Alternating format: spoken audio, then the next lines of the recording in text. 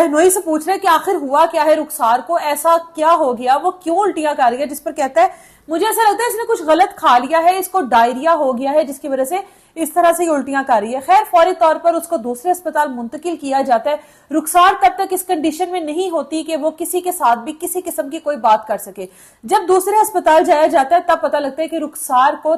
पिलाया गया है। अब क्योंकि वो उस कंडीशन में नहीं है और उल्टियों के साथ साथ उसको उल्टियां शुरू होती हैं, तो डॉक्टर्स कहते हैं कि भाई ये मामला जो है वो बिगड़ चुके हैं और इसकी हालत जो है अब मजीद बिगड़ रही है, सुधार की तरफ नहीं आ रही। अब क्योंकि वो बोल नहीं सकती थी, अपने भाई को उसने इशारा किया कि मुझे कुछ लिखने के लिए दो, और जब भाई लेकर आया तो उसने प्रॉपर अपने भाई को लिख कर दिया कि मैंने मर्जी से नहीं पिया बल्कि मुझे पिलाया गया, और पिलाने वाला मेरा शोहर है इल्ताफ, उसकी वालदा है जो कि मेरी सास है और इनकी एक बहन है, इन्होंने मुझे जबरदस्ती पिलाया। वजह क्या है पिलाने की? अक्सर आप लोगों ने देखा होगा कि खानदानों में ये रिवायत होती है कि जब लड़की जो है रुखसत होकर ससुराल में आती है तो पूरे पूरे खानदान के लिए कपड़े लेकर आती है। ये वो रिवायतें हैं जो हम लोगों ने खुद से बनाई हुई हैं। कहीं पर इन रिवायात के बारे में कोई ऐसा हुक्म नहीं हुआ कि ये फर्ज है कि जब आपने बेटी को रुखसत करने है तो उसके घर वालों को इस तरीके से कपड़े देने